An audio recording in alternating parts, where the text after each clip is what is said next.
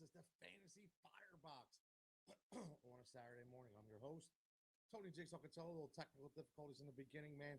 I never got a microphone ready so fast before my life. Look, the volume was already down on the amplifier. Tell you what, man, this is what happens when you do live broadcasting, right? Every now and then you come across an issue. It is what it is. We push through it as always. I hope everybody had a wonderful Thanksgiving. I know I did.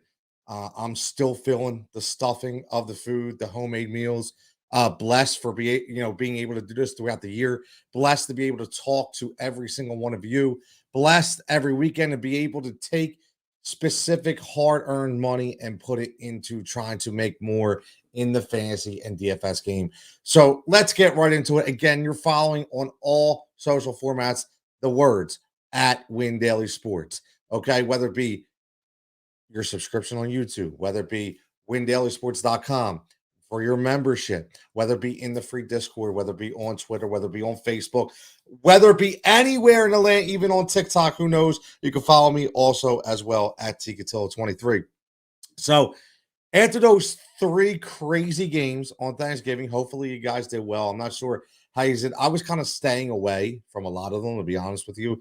I had no stock in any Detroit Chicago contest at all. The Vegas Dallas game, the stock was, I'm a Philly guy, so I was hoping that Vegas won, and they did, which was fantastic. It's got everybody in Philadelphia, up in arms right now, thinking about the division, especially against this big game this week against the Giants. And then obviously the nightcap where the Buffalo Bills has completely destroyed the New Orleans Saints. Obviously, Josh Allen in that game, Stephon Diggs, Dawson Knox with two touchdowns. My man Sticks called that as well. Again, that's why I needed to keep watching Win Daily Sports. But let's get right into a couple things. We're going to go in this way. Okay. Usually I'm going to ride solo today. I don't mind. So any questions you have, bring them in, whether it be in the comment section. I will try to get to them as soon as possible. If you put them in the I'm tongue-tied this morning. You can put that in the comment section now. We'll get it live up on the air. But, later on, you can put it in the YouTube page, and we will be good to go. But here's a question I have for everybody. And I think this is where we need to start because, obviously, this guy, I think we all know, came back a little early, okay? And obviously, the thumb's not 100%. It's still bothering him. I think we all can see that, right? We all can see that. So my biggest question to you is, what do you do with Russell Wilson? And this is specifically a season-long question, I guess, because DFS, you could just decide not to put him in your lineup. You could just decide not to start him. Maybe DFS, you have a highly capable quarterback. Maybe you were lucky to be able to pick up Cam Newton. Because I honest to God, would be starting Cam Newton instead of Russell Wilson right now until I see something better. I might even start Tua over Russell Wilson right now. Russell Wilson does not look right. And that is the problem. And that's what we need to start looking at. He just does not look right. No matter who he is, no matter what he's done in the past, this is the game of fantasy. This is what have you done for me right now? And that's the way that you have to basically go into these games. Listen, Russell Wilson is a career 70+% completion percentage holder. Okay. Last 2 weeks, he's barely sniffing 53%. You're seeing the throws. They're not good. No touchdowns, 2 picks in 2 weeks. He's not right, but he's a professional. And with all professionals, this goes back to saying, excuse me, you look at specific players like Patrick Mahomes and saying, how long can this last? Patrick Mahomes is too good. His talent is too good to be held back for that long. And then you see him break out against against Vegas. And even though he didn't throw any touchdowns, had a decent game last week. That's what I expect this week against Washington. I know it's a Monday night game. And I know we're getting ahead of ourselves, but I think it's just a big topic I want to look at because Russell Wilson, I think this is the week where this is not the same Washington defense. We've talked about this before. This isn't the defense we thought was going to come into the year. This isn't the defense that held up 2 weeks ago. They lost their top guy in Chase Young, their emotional leader, their horse on the line. This isn't the same team. Their secondary can be attacked and it can be broken. I really think this is the kind of game and this is the team that Russell Wilson needs to break out of. Number one, physically, because he's getting better every week, but mentally, it's a mental block. Even though he's a professional, he still has that in his head, the ghosts that are still going around because everybody does. Maybe he's questioning his confidence now because of, the limitations of the hand, of the throwing thumb. So a lot of things to take in consideration here, but 3 weeks is a charm, 3 times a charm. So my mom always told me, right? 3 times is a charm. So this is week 3 against a really good, good defense to exploit in the Washington football team. I think this is the way to go. So I think Russell Wilson gets back on track this week. I don't know what you guys think, but I specifically think he gets on track. Look at Lee. Hey, what's up, Lee? How you doing, man? Joe checking in. Trade for Sierra Lee Rock. Yo, I love that. Joe's always second in, man. I love Joe. Trade for Sierra. Yo, Joe, we got to do a show because again, I'm gonna start getting back. I got a show coming up, solo show on Heat Ratio called The Final Judgment. That's going to be starting in a couple weeks. It's just going to be me bringing in all different kinds of guests. But we're gonna have a draft. Okay, we're gonna do a draft for maybe who do we keep, who do we not keep when we talk about significant others in the National Football League. I think that'll be a very, very, very interesting show. My man Mikey V, my man checking in as always. Soccer coach, soccer champion. Absolutely. I love it. Mike says we are all going to call in. Listen, I've been working on this for like 2 months, man. I got a couple sponsors lined up. I got a lot of things in the works. I finally said I'm just going to roll them on my own, man. I'm going to roll solo for one show. Still do stuff with the boys, but one show just got to be me. I got to do it. I got too much to say, man. I just got too much to say. But listen, again, I think Russ, again, everybody, Lee, I appreciate checking in. Joe checking in. I know Joe's probably at the gym right now getting ready, or he just got done, or he just got off work because I know Joe works overnight. So God bless you, Joe. I appreciate it. And Mike, as always, probably going to a soccer tournament as we speak. And God damn, is it cold. God damn, is it cold. But let's get into who's next. And what I want to say is let's start getting into the values for DFS this week. I want to keep this show under 20, 25 minutes. I think that is the sweet spot. I've said that before. I'll say it again. I like it. Let's get the picks. Let's get in. And I'm not just going to give you the top picks. I'm going to go with who I think is going to be very, very valuable when we talk about this Sunday's games. So I'm going to start right in Eagle Land. And I'm going to go. And listen, for one, I continue to say this. I'm patting myself on the back. Okay? I am. I don't care what anybody says. I'm patting myself on the back. You know why? Because I said in the preseason that Jalen Hurts would be not only a top 7 fantasy quarterback, but realistically could finish in the top 5. You know where he's at right now? He is number 4. He is number 4. Okay? Remember Hoosiers? Gene Hackman. How many times are going to pass the ball? 4, right? I got to get that sound drop. But listen, he is going to be, I'll tell you what, he could be a top 3 quarterback at the end of this year in fantasy. So Jalen Hurts is balling out, man. Jalen Hurts is balling out. And I'm going to tell you something. For $7,300, okay, he's $300 below the top guy on that early slate of Tom Brady. This just shows you how good this kid has been. Simple. This kid's been that damn good. Okay? And I'm riding him. I'm going to continue to ride him. My man Prince checking in. What's up, Prince? Sorry, I slept on the NBA this week. Thanksgiving really kicked my ass. Had a lot of stuff going on, and I just didn't want to throw things against the wall, so I didn't really have time to do some research. So again, that's what I will tell you guys. If I don't throw picks out there, it's just because I didn't have time to do research. I'm not one of those guys going to pick what somebody else is picking, just throw names out there. Hey, I like this guy. No, I'm going to give you some research behind it. So I didn't have time, but I'll be back this week, man. I'll be back this week. 100%. But talking football and Jalen Hurts, listen, man, for $7,300, I don't think that you can go wrong. I know they're going to New York. I know it's a December game. It's almost December. It's still November, but you can specifically say it's December, right? But what I will say is it's probably going to be windy. It's probably going to be cold. I don't expect Jalen Hurts to throw the ball all over the place. But one thing I do expect is we all know that they're still so bitter in New York about that game. About that game where you put Nate Sudfeld in. They're still, it crawls up their spine because they couldn't get their guy Devontae Smith. We got him over him. And Devontae Smith is going to have a game. Very specifically, this is one thing I'll tell you about Jalen Hurts. Number one is he is the ultimate professional. Okay. I've said that before. I'll say it again.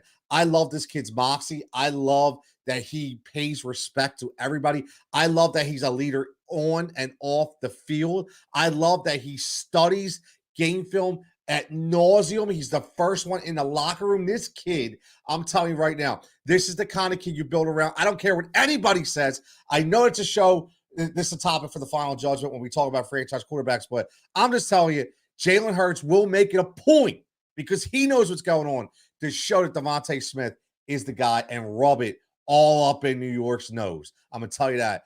Absolutely. So for 7,300, okay, this is what I also feel. I also feel that he is going to run a lot in this game. He's going to run a lot in this game, more than usual. I could definitely see a 70-plus yard rushing game out of Jalen Hurts. And all I'm saying is, if this kid gives you 200 yards to the air and throws for a couple scores, and then he runs for 70 yards, maybe he scores or not, he is fantasy gold. And he does it by accident. That's the way this offense is constructed. You think that, listen, here's the funny part. Do you think that it's a mistake that you kind of watch what Frank Reich's doing in Indianapolis and see what Nick Sirianni's doing in Philadelphia? They're running the same type of offense. They just have different quarterbacks, obviously.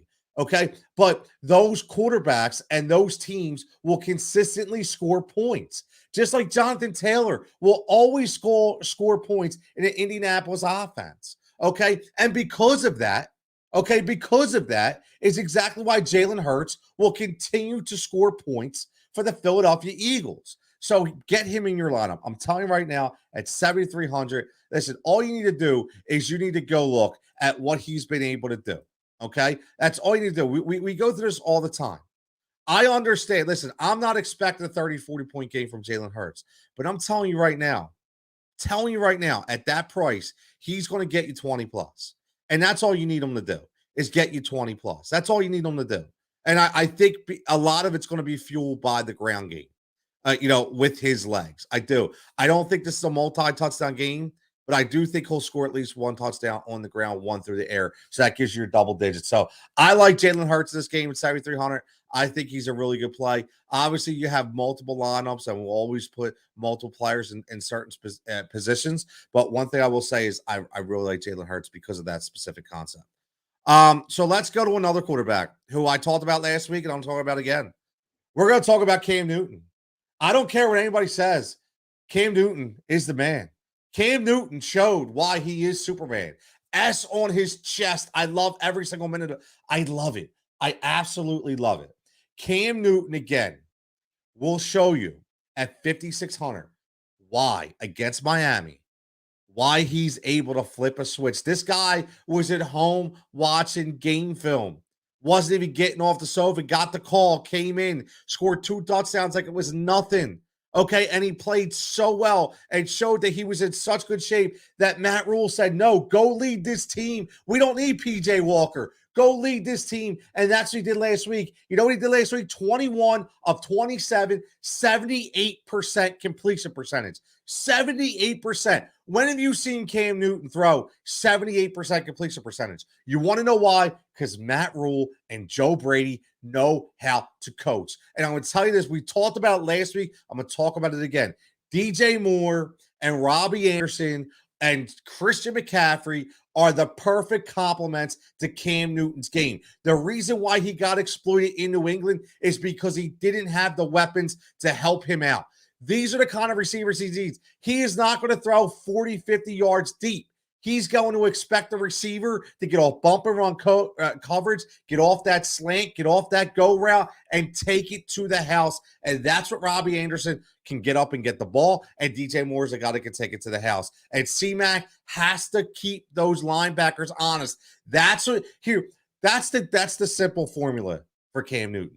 That's why he was so good in Carolina before, because they always had a solid running game. Listen, I don't care if it was D'Angelo Williams. I don't care if it was Jonathan Stewart. Okay, or Christian McCaffrey right now. But if you have that solid running game that keeps those linebackers in and honest, Cam Newton will pick you apart. And this week for 5,600, again, I'm telling you, he might possibly be able to win you the week and finish as a top 5 on the slate. Last week, 26 DK points, 30 plus in season long. Again, 2 touchdowns, no picks, completely efficient. And again, 10 rushes, designed rushes, 10 for 46. Listen, you need to be starting Cam Newton this week. 5,600. I'm telling you right now, next week, you mark my words, he will have the highest jump in DraftKings when it comes to the value. I guarantee you he's a plus 500 to 800 quarterback next week from where he's at right now. Book it and play him. Now, let's go to the running back situation. I love me some Najee Harris this week. Now, I know Najee Harris is really up there at 8,200. I get it. And a lot of people are saying, oh, man, T. Listen, man, I don't know if I could pay 8,200 for Najee Harris, right? He's higher than Dalvin Cook at 8,100. Joe Mixon at 7,500, right? Look at these values. This is what you have to look at with this game. The history of this battle between Cincinnati and Pittsburgh always goes under. I'm telling you right now, it always goes under. 70% of the time, this is under when it comes to points. And the reason why is it's an interdivisional game. So when it's an in-division game, the problem is they like to beat each other up. This happens all the time in Philadelphia and Washington. All the time. Philadelphia, it's just the way it works, okay? And what happens is when you have Big Ben, who cannot run. Listen, his rushing prop this week, his rushing prop is 0.5. I don't think I've ever seen a rushing prop at 0.5. You know why? Because my man can't move, man. I love you, Big Ben. You've given me some great fantasy memories, some great Super Bowl moments. But guess what? Some great tabloids to speak about, right? But one thing is, you can't move in a pocket. It's like Mark Rippon back there, man. This Jay Schrader, this guy is not moving at all. At 0.5 on the rushing prop on DraftKings just shows you what they think of that rushing ability as well. And the reason why I bring that up is because the last time they played Cincinnati, the dump-off guy was Najee Harris. 14 catches against Cincinnati. I'm telling you right now, there's no reason to believe that Najee Harris is not going to get at least 7 or 8 catches out of the backfield this week, because that's going to be the game script. That's going to be the way this game is played. It's going to be a close game, a defensive battle. I don't care how good or how bad each defense is. I'm telling you right now, it's going to be a battle. And when we talk about battles, okay, when we talk about battles, we always know that it's going to be Big Ben dumping the ball off to none other than Najee Harris. Now, Joe Mixon, on the other hand, 7,500. Do we take him? Do we leave him? Still a decent value, okay? Still a decent value. But I like Najee Harris, specifically for the catching ability. I just think this is going to be one of those games. You know, there's really no competition for Najee Harris. He is the guy, right? He's the guy. Simple as that. I mean, sometimes they get cute in Cincinnati, and they give, Perrine some touches here and there. I get it, but Najee Harris to me has shown why he was the preseason darling of fantasy rookie running backs, and the reason why is because of his number one is motor. I mean, this guy is like a truck trying to bring down, but because he plays on a team that really loves to pass the ball to running backs. I mean, listen, I know the guy's not playing right now, but Le'Veon Bell. Le'Veon Bell made a living of catching the ball in Pittsburgh as a running back, right? That's why he made all that money, even though it didn't work. But that's why he got that big contract, because he was able to be a dual threat running back, and that's what you see for Najee Harris. So for 8,200, 14 catches last time versus Cincinnati, a game script that's going to throw a lot of dump balls and a low, close game under with the points. I got to go Najee. Now, let's go back to Philadelphia, and I think this is a steal. I think this is a steal. I get it. I know everybody's going to say they're going to use the 3 running backs. Listen, in the beginning of the year, Kenneth Gainwell showed that he could run 2 or 3 plays. But then when they threw the playbook at him, he couldn't digest it. Then he showed the propensity to undeniably put the ball on the ground. And we all know, I've said this, you could probably go back to multiple episodes of the Fantasy Firebox, and you will hear Tony completely say, the way you get off the field and onto the bench in the NFL as a rookie is 2 ways. You can't pass protect, and you can't hold on to the ball. And that's the problem with Kenneth Gainwell. So just throw him out. Don't worry about Kenneth Gainwell. Then you have Boston Scott, who we all love Boston Scott, but he's not a bell cow. And we're not looking for a bell cow. But again, I want you to look again and compare this to Indianapolis, because obviously this is where Nick Sirianni came from. I just want you to see what they've done this year. They started out with that 3-back system, right? They started out with the 3-back system. Nyheim Hines was the guy who was catching the ball all the time out of the backfield. They started out with the 3-back system. And then slowly but surely, they started giving it to their bell cow, which was Jonathan Taylor. And you see what Jonathan Taylor's been able to do. Last week, you already seen in 1 week back.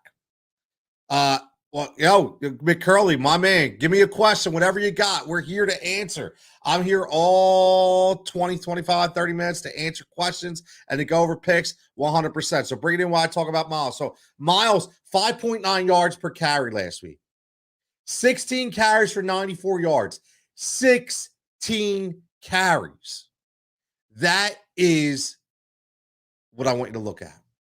And the reason why I want you to look at, because Nick Sirianni said, I'm going to prove all the doubters and say Miles Sanders is not my guy. I'm going to show everybody that Miles Sanders is healthy and can play against this new style of run game that we've developed for the Philadelphia Eagles and this, I'm going to say it, elite offensive line. So that is the one thing that we need to look at. The one thing that we need to look at is how much volume, there is that word again, volume, that Miles Sanders got last week in his first week back from injury. 16 carries. He will get 16 plus carries. And for 5,100, I don't expect 5.9 yards per carry, but I expect 5. This is going to be a week where everybody says, wow, Miles Sanders, he is the guy in Philadelphia. I'm telling you right now, for 5,100, get him in your lineup. This is the week. Now, here we go. My man, McCurley Wolf. How can you not like that name? McCurley Wolf. So here we go. Miles Sanders and Amari Cooper for Godwin and Michael Carter. So as much as here, I see you talking about Miles. I'm thinking I should hold the guy I'm talking to is hard-headed. All right, let's look at this real fast. So I'm trying to say, do you have Miles Sanders? See you talking about okay, so you have Miles Sanders, and you're going to trade Miles Sanders, Mark Cuban for Godwin and Michael Carter. So here's what I will say. First thing I do is I got to look at the receivers, okay? Because I got to look at the receivers, and I got to see who's throwing on the ball. So right now, you're going from Dak Prescott throwing to Amari Cooper, or you're going from Tom Brady throwing to Chris Godwin. What I will say before I even get into this, Chris Godwin is the number 1 receiver in Tampa Bay. I think we all know that, and I think we can all agree on that. If you look at his numbers, he is the number 1 option in Tampa Bay. When he is healthy, it's not Mike Evans. It's not Rob Gronkowski. It is Chris Godwin. Chris Godwin is Tom Brady's guy, and rightfully so. The guy can do everything. So I want you to look at that. Michael Carter. Now, I like Michael Carter. I do. Michael Carter been one of my guys. I tout it up. Okay. Again, it's not a high ankle sprain. Okay. But it's an ankle sprain. The ankle sprains always scare me. They just do. I mean, look at Saquon Barkley. Okay, Saquon still is not 100% after an ankle sprain. Whether it be high, whether it be low, whether it be mid, ankles are tricky for running backs. It hinders their ability to cut, right? It hinders their ability to cut. Now, I know right now, Michael Carter, you're probably not going to see him for at least 2 weeks. And he's on a really bad team. So here's the problem with the Jets and a running back on a really bad team. If they start getting blown out, they're probably not going to run the ball, right? They're probably not going to run the ball. Right. So that's the issue. That's what stinks. So, it kind of hurts Michael Carter's value, even though I love the kid's ability. I do. I've always liked him. I talked about him in the preseason. I love the kid's ability. So for me personally, I want the Miles Sanders Amari Cooper deal. So if it's you that's getting Miles Sanders Amari Cooper, absolutely. If you're trading away Miles Sanders Amari Cooper, you're technically trading away Sanders and Cooper for Godwin, and I don't make that deal. I don't make that deal. Amari Cooper's out because of COVID. He's not out because of injury, right? He's out because of COVID, not injury. So, I'm looking at that, and Dallas is always going to throw the ball 30, 40 times. And Amari Cooper comes back. You see right now, even though CeeDee Lamb looks pretty good, CeeDee Lamb is the beneficiary of guys like Amari Cooper. And I mean how they roll coverages. So I personally, listen, I think Miles Sanders, Amari Cooper, I think that's who you stick with because I think Miles Sanders is going to break out this week. Is he going to win you a Super Bowl? No. But Miles Sanders could undoubtedly be a running back one for the rest of the year. He really could. Now, let's hope that answers your question. Give me some feedback, what you think as you're thinking about what I just said, and we'll go from there. Now, let's go talk about the Jets, and let's talk about Elijah Moore for 5,600. 25 targets in 3 weeks. Now, again, think about what I just said about Michael Carter. Michael Carter, yes, in blowouts, the running back will not be exceptional. But when you're a receiver, you're 100% going to be the beneficiary of the volume of the target share, right? Now, because of that, when you're playing this week they're playing Houston. I get Zach Wilson is back. He scares the shit out of me. He does. He did not look good at all. And Elijah Moore's been doing this without Zach Wilson. So we got to hope that Zach Wilson has learned the ability to snuff out the receiver and not the secondary and throw to the receiver and not the free safety. Okay, so we definitely need him to do that. So that's why I think that he's looked good in practice. It looks like he is getting some confidence. Listen, there's a reason why the kid was drafted where he was. I'm not going to say he's a bust already after 7-8 games. What I am going to say is be very careful. But for 5,600, Elijah Moore could be one of your top receivers on your slate. I'm telling you that right now. Some people may stay away from him. So look at that low ownership value when we talk about Elijah Moore. 25 targets in 3 weeks is no joke. And this kid is kind of like a Deebo Samuel type of receiver. He could do it all. They could get him on a leg sweep, or on a jet sweep. They could throw him on an eye mesh route. They could throw him on a crosser route. They could throw him on a slant, a wide receiver screen. This kid can do it all. So they can get very creative with Elijah Moore. And when you're on a bad team, you got nothing to lose, and you're a rookie. Okay, I'm telling you right now, when you are in the position of a guy like Elijah Moore, you got nothing to lose, man. Sky is the limit. Okay, sky is the limit. And even though he's on a bad team, again, you have to look at the numbers, right? This is what we do on this show: is we have to look at the numbers. And when you're looking at those numbers, it's not about it's about what can he do for that number. And that's the most specific thing that we'll look at. 25 targets is all about volume. And if you go back 2 more weeks, you're talking about 37 targets. So this kid is legit. So that's it. So Vic, love it, brother. I'm not going to force any trades. I love Amari Cooper, and now Miles Sanders backs up Mixon. Wow. Yes, I get penny level offers, but I think I have champion running backs. You got Miles Sanders, Joe Mixon, Saquon, and Fournette. Listen, if Saquon gets healthy, man, you are good to go. Fournette obviously is the RB1. You just have to watch the game script. But I'm telling you right now, honestly, me personally, I think Sanders and Mixon are going to be your 1-2 for the rest of the year. I don't think Saquon will ever be healthy again until next year. Just my opinion. That's why I was fading them in all preseason drafts, man. Yo, McCurley, don't forget, hit that subscription button. Hit the like for the show. Give me that thumbs up, and give me a follow if you're on Twitter at TCutillo23. I greatly appreciate it. Love the back and forth, and good luck. Now let's finish this up with a couple more guys on this. Brandon Ayuk is my last receiver at 5,300, 256 yards in 3 games. I talked about Deebo Samuel as being one of the most dynamic playmakers in all of the NFL. What I will tell you right now, Brandon Ayuk's numbers go up as Deebo's numbers go up. And we started off at the beginning of the year with Brandon Ayuk wondering what happened to him. What happened to him? And one thing that I like right now is Jimmy G, even though I don't like the guy, he has confidence. And Jimmy G is that guy who doesn't like to get touched, doesn't like to get hit. He's like Kirk Cousins. As long as you let him free ball in a pocket, he will dissect you piece by piece. And that's what Jimmy Garoppolo is doing. Kyle Shanahan, again, one of my top 3 coaches that I love in the NFL right now, is playing it perfectly. And Brandon Ayuk, the reason why we liked him coming out of LSU is because his playmaking ability, just like Elijah Moore, can do so many different things, but he's very strong.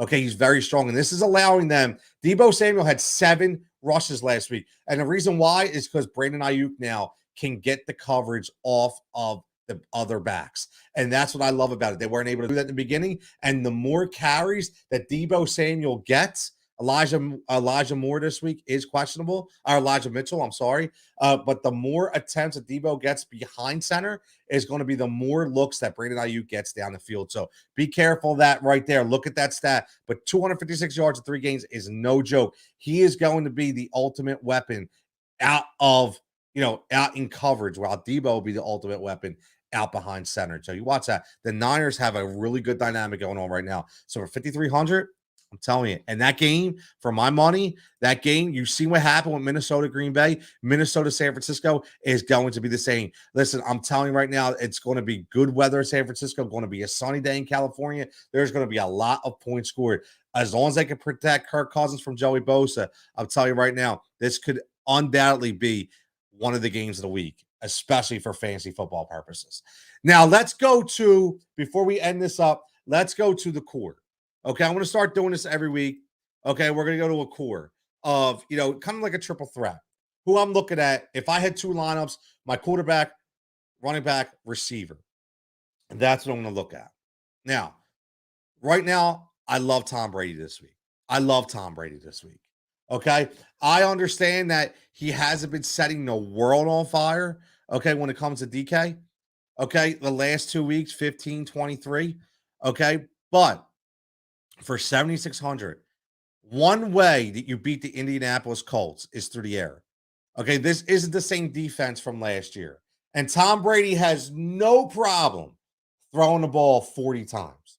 No problem throwing the ball 40 times. Actually, his lowest output in the last 5 is 34. But 3 times in those 5, he's been over 40, 42, 46, respectively. Tom Brady is going to throw the ball 40 to 45 times in this game. And for 7,600, this is going to be at least a double touchdown game. Look for Gronk to grab one. Look for Godwin to get one. And as long as Mike Evans can stay on the field and not limp off after every goddamn catch that he makes, he will get a red zone look as well that will probably equal into a touchdown. So I'm predicting a nice 303 game from Tom Brady at 7,600. I think he's a great value because normally you're talking about 82 to 8,300 for these top quarterbacks, possibly even 85. But at that early game slate, the 1 to 4 o'clock window, Tom Brady and Jalen Hurts, okay, who I talked about earlier, who again I'm showing right here, okay, as one of my core. I think for 76, 7,300, those top 2 guys, look at them. They need to be in your core. Now, you can pivot to Cam Newton for 5,600. I think it's a really good value. But if you're talking about core studs, top numbers, I'm going Brady or Hurts as my guy. Now, when we talk about the running back position, another guy who, Austin Eckler. Love Austin Eckler. I talked about this in the beginning of the year that I thought Austin Eckler could be one of those top guys. He was actually my number 4 guy. Okay, actually my number 5. Number 4 was Jonathan Taylor. Number 5 was Austin Eckler on preseason running backs.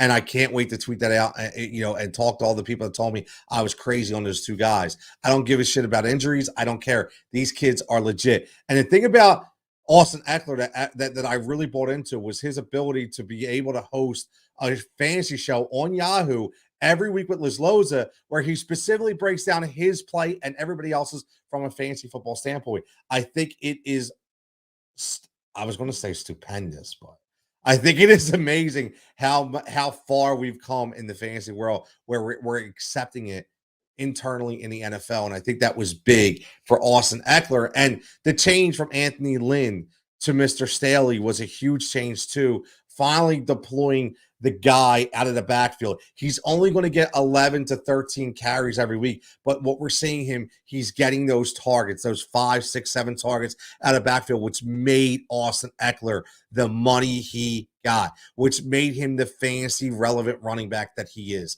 So this week, again, I really like Eckler. You look at the value, he's up in those top tiers at 8,400, and you have to like Christian McCaffrey.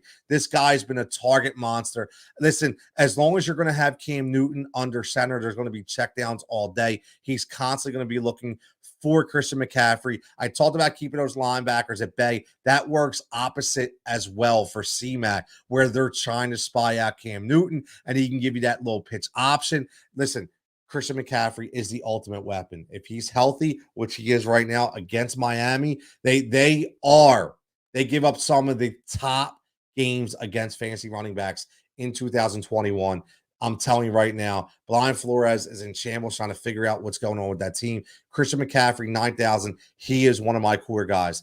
I'm going Christian McCaffrey and Austin Eckler. So, again, you go Brady C-Mac, you go Brady Eckler, Hurts C-Mac, Ertz Eckler. I'm just giving you my two at each position, just the top three, running backs, receivers, and quarterbacks, who those cores are. And when we get to receivers, it's going to be Chris Godwin and it's going to be Justin Jefferson, who I am so upset whenever I see Justin Jefferson balling out because he should be a Philadelphia Eagle. And he's in the game this week that I keep telling you. I keep telling you that you have to watch this Minnesota-San Francisco game. There's going to be some fireworks in this game. Justin Jefferson, in 2 weeks, 312 yards receiving. 2 weeks, 312 yards, 22 targets, 312 yards, 17 catches, and 2 touchdowns. This kid is turning into the ultimate weapon for the Minnesota Vikings. We're looking at Adam Thielen being the red zone guy. We're looking at Justin Jefferson just being the all-around #1 receiving stud. So again, 8,300, I'm paying up. I don't care. He is the #3 guy. Why pay 9,600 for Cooper Kupp when you could pay 8,300? When you could pay 8,300 for Justin Jefferson. And Chris Godwin on that team does everything for the Tampa Bay Buccaneers. So it's a quiet, nice stack when you can get Brady and Godwin, or maybe you want to get Brady and Gronk, who, again, 6 for 71 last week. That's no joke. You see how they want to use them. They're going to continue to use them again. So let's get to some comments. I got my man, Adam. Yo, what's up, Adam? How you doing, buddy? Been a long time. I know you've been out there getting the games, going to the Sixers game tonight, man. I can't wait. Maybe you'll be there. I'm not sure. Maybe I'll see you there. What's up? What's up, F? How you doing? I love the first initial. It's kind of like, kind of like the Rockaware initial. Just call me R, just call me J, right? All good. You got a question? Brilliant. We had a couple minutes left. All right, so here's your core. Let's run through this again. Brady, Hurts, Eckler, C-Mac, Godwin, Jefferson. They're the kind of guys that I'm looking at to build my core, and then you grab those value guys around it, right? Like I talked about, that Miles Sanders for 5,100, Elijah Moore for 5,600. That's how you build it. You build your core, and you throw those value pieces in and out, just like we do in every other DFS sport. Now, as guys said, do I trade Mark Andrews for Darren Waller? I already clinched playoffs, so it really comes down to who will be better in the playoffs.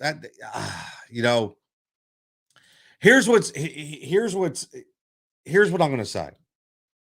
So Darren Waller is on a team, in my opinion, that's in shambles right now. They're just not the guy. Now, I don't know what an IT band injury is, like IT band in knee. But when I see wording like avoided serious injury, that scares me. Okay? That scares me. So he was already having a down year. Okay? He was already having a down year. There was a lot of things going on. Okay? A lot of things going on with that team. Obviously, with the Gruden talks, we already know what happened with Gruden. We already know what happened with Henry Ruggs. This isn't the same team that started out the year and we were talking about Derek Carr as being a very fantasy relevant quarterback. It's not the same team. So I would honestly keep Mark Andrews. Listen, Mark Andrews, I will tell you, F, this is what I do, and I tell everybody this. When I go against two really good talents, and that's what they are. Right now, Waller's not elite anymore. Not this year. He's very good. Mark Andrews, very good. When I take two very good players, though, the deciding factor to me is who is throwing them the ball. And this is going to be Lamar Jackson versus Derek Carr. So for me personally, I go Lamar Jackson all day. I'm sure you would as well. So that's why Mark Andrews, in my opinion, rules out. So I would keep Mark Andrews. Too many question marks on the Vegas team and too many question marks on the injury with Darren Waller. You also have Eckler and C-Mac. Oh, my Lord, Eckler and C-Mac. That is an unbelievable team, man. Eckler and C-Mac. Again, listen, I'm going to tell you this right now. My top 5 preseason running backs went in order. Number 1, Dalvin Cook. Number 2, Christian McCaffrey. Number 3, Derrick Henry. Number 4, Jonathan Taylor. Number 5, Austin Eckler. That was my preseason 5. I think I did pretty damn good. Okay. And if you got 2 of those guys from them top 5 tier players, man, you are sipping on some good whiskey, my man. That is an unbelievable twosome to have in a 10-man ESPN league. My last question is, do you think Terry will be good for the rest of the year? Also, oh, man, keep that subscription coming. My man, hit that thumb. Give me a follow at Cutillo23 if you're on Twitter. And if you're not, just follow the YouTube page. You'll see the content every single day here, Win Daily Sports. Do you think Terry will be good for the rest of the year? Are you talking about Terry McLaurin, Scary Terry? Let me know. I want to make sure I'm giving you the right information here. I'm guessing that you are, because if you are, Taylor Heineke has been really good, and Scary Terry. The only thing I have about McLaurin is he's not consistent. He's not consistent. I think he will be good. I just don't think he is absolutely consistent. And I think that has to do with the quarterback and the team, right? He's going to have games where he goes off. But he's also going to have games where at the same time, he's just, listen, I love his ability. I do. Okay. I do. I love his ability. But what you have to do is you have to look, right? You have to look. This is what I always say. You have to look. You can't give me 7 for 122 and then throw up 2 turds at 3 for 23 and 6 for 50. I can't have that. If you're going to be the number 1 guy, you need to be the number 1 guy every single week. And I don't think that, I'm not blaming this all on Scary Terry. I'm blaming this on the quarterback play. Even though Taylor Heineke has shown the ability to be good, he's still not a number 1 guy. He's going to have limitations, which is going to limit the receiving core, which is going to limit Scary Terry. He's the only guy you have to cover on that team, right? The Curtis Samuel injury really hurt them, in my opinion. Samuel was supposed to be a really good top 15 piece for them because he could do so many things and he could take coverage off of McLaurin. That hasn't happened this year because he's been so awfully injured. Okay, he's been so awfully injured. Supposed to happen. Logan Thomas hasn't happened, right? Supposed that J.D. McKissick is one of their leading receivers coming out of the backfield because of that. That can't happen. So Scary Terry will be good. He just will not be consistent, in my opinion. My man Pat. What's up, Pat? Happy Thanksgiving. As always, going to text you, catch up. Do you start Odell over Boyd? I'll tell you what. Here's the funny thing about that. I'm a huge Odell guy. I love OBJ. I don't care what anybody says. He's the most charismatic receiver in all of football. I still need to wait to see how this is going to work. I do. I have to wait. I have OBJ on my team. I haven't started him yet. I love Sean McVay. Some people will tell you that I have a man crush on Sean McVay. I have a man crush on Sean Payton. I have a man crush on Cliff Kingsbury. I want to come back as Cliff Kingsbury or Sean McVay. I do, in another life. Tell my wife all the time, right? But the reason why is because McVay is such an offensive guru. But here's the thing. When they traded for OBJ, they weren't expecting Robert Woods to tear his ACL. In a perfect world, OBJ would have been a number 3, and they can get him as that slot guy all over the field. OBJ is not the long guy anymore, and that's the problem. So now they have 2 guys in Van Jefferson and OBJ who are basically playing the same kind of position. So they have to figure that out. I like Tyler Boyd, and I'll tell you why. Tyler Boyd, everybody's been sleeping on Tyler Boyd this year. Okay, because of Jamar Chase. But slowly but surely, Tyler Boyd has been getting some play. Okay, he's not the guy that he was last year. Okay, but the last 2 out of 3 weeks, he has 8 targets. Okay, throw that Cleveland game out. I get it. Be careful this week. Be careful this week. I've talked about this earlier. The Cincinnati-Pittsburgh games always go under. They always go under. So if there is a game that OBJ would break out, it would be this week in Green Bay. I have to wait and see, man. I have to wait and see. So I would say safe choice would be Tyler Boyd. But if you're going for go big or go home, it would be OBJ all day. My man, after they got low, see, and that's what I like right there. If they get Logan Thomas and Sam, I just don't know how healthy Samuel is. I just don't know how healthy he is, man.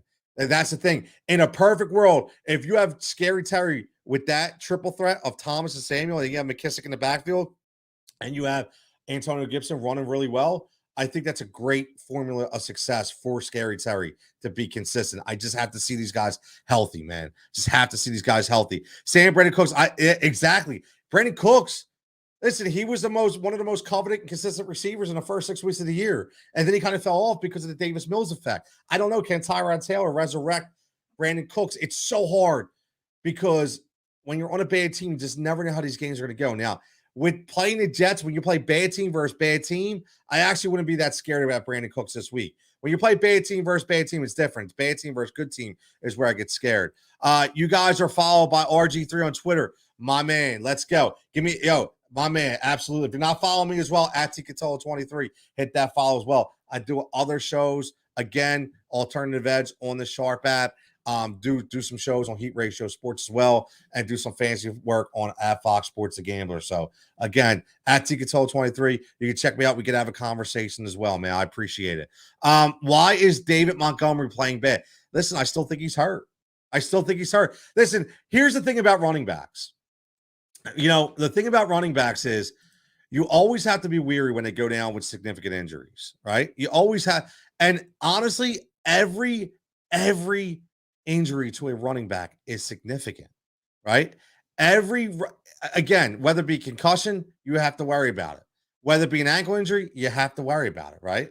So again, he didn't tear an ACL, but when you hurt a knee, when you sprain a knee, there's always a problem. Number one, in your burst, and number one, in your cutting ability. And that's the problem with David Montgomery. I hate to say it, but once a running back gets hurt like that and he's out for more than 4 or 5 weeks, he's done. He's done. You've seen it with Saquon Barkley. How good is Saquon Barkley is coming back? He's a shell of himself. You need the entire year to recover. So I'm telling you right now, I don't expect anything out of David Montgomery for the rest of the year. I really don't. The only way, maybe you get a garbage game here or there, but again, Khalil Herbert is probably the guy that they need to lean on in Chicago right now, because David Montgomery, he's not healthy, man. He's just not healthy. My man Nick checking in. Tyrod, wow. Yo, dude, let me ask you something. Tyrod or Heineke, please tell me these are your backup quarterbacks. Please tell me these are your backup quarterbacks, because you're scaring the hell out of me, man, with Tyrod or Heineke. I love it. Oh, man. Washington's playing at home, and Heineke's has been pretty good. Has it been overly consistent? I don't know. But Seattle, man, that's not the defense, man, anymore. That's not no Cam Chance or Richard Sherman out there, Earl Thomas. They're not out there, man. And I'll tell you what, here's what I will say about Heineke. He's been 18 plus the last 4 weeks. He's been 18 plus the last 4 weeks. And if you want to go back, okay, you want to go back for the year, he's only had 3 bad games. Actually, maybe 2 bad games. You're talking about 11 and 13. The rest, he's been pretty good. I'm not sold on Tyrod Taylor, man. I know they're playing the Jets. But again, Robert Saleh, there's a lot of talk about Robert Saleh behind closed doors. Robert Saleh is playing to win. And he's thrown up some pretty good defensive showings, this year. Tyrod Taylor hasn't thrown a touchdown since week 2. And I know he was injured, and he just came back on week 9 and week 11, but I'm not sold on Tyrod Taylor. I'm not. I can't do it. I would go Taylor Heineke all day in this pick. I would go Taylor Heineke all day. Yeah, I'm streaming because Kyler's on a bye. Yeah, there you go. That makes sense completely. I would go Taylor Heineke. I can't listen. Here's the thing. They cut Philip Lindsay in Houston, which means they're still trying to find an offensive identity. David Johnson is showing himself. I can't be hitching my wagon to a team who's still trying to find an identity in week 12. So I would go with a team who's already got the identity. Taylor Heineke's been playing since week 1. Okay. He's playing since week 1. He still has a phenomenal running back in Antonio Gibson, still has McLaurin out there. And like my man F said, if they're getting Logan Thomas and Curtis Samuel back this week, J.D. McKissick out of the backfield, this is not the same defense for the Seattle Seahawks. And they're playing at home. If they're playing Seattle, maybe I would lean Tyrod. But they're playing at home at Washington on Monday night. I go Taylor Heineke all day long. All right, let's finish this up. Let's go through these picks right here. We're going to go through the board. I'm going to show you, again, McCord, Brady Hurts, Eckler, C-Mac, Godwin, Jefferson. We're going to go value plays. Brandon Ayuk, 5,300. Okay, we're going to go my man Elijah Moore, 5,600. We're going to go Miles Sanders, 5,100. And top value, Najee Harris, 8,214 catches last time against Cincinnati. And then we're going to go stream option in Cam Newton at 5,600. My man is on a mission. So again, everybody, we're going to get out of here. I really appreciate everybody checking in. Everybody hitting that like button. Everybody hitting that subscription button. Everybody following at Win Daily Sports. Following me at Cutillo23. I will be here all weekend, whether it be on Twitter, whether it be in the comment threads. Hit me up. Okay. It will say Win Daily, but I will make it a point to put Jigsaw after it as well, so you guys know who is answering your question. There could be multiple people answering the questions, but you see Jigsaw after it, you know it'll be me. I'll try to get in Discord. If windailysports.com, sign up for that membership, get in Discord. I get in Discord as much as I can, but I try to get on Twitter most of the time.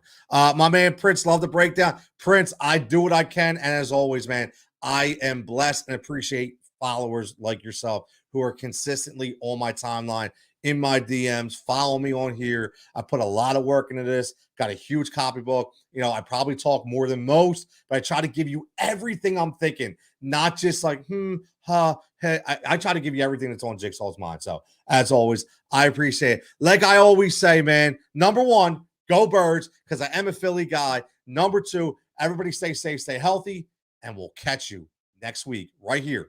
Win Daily Sports on the Fantasy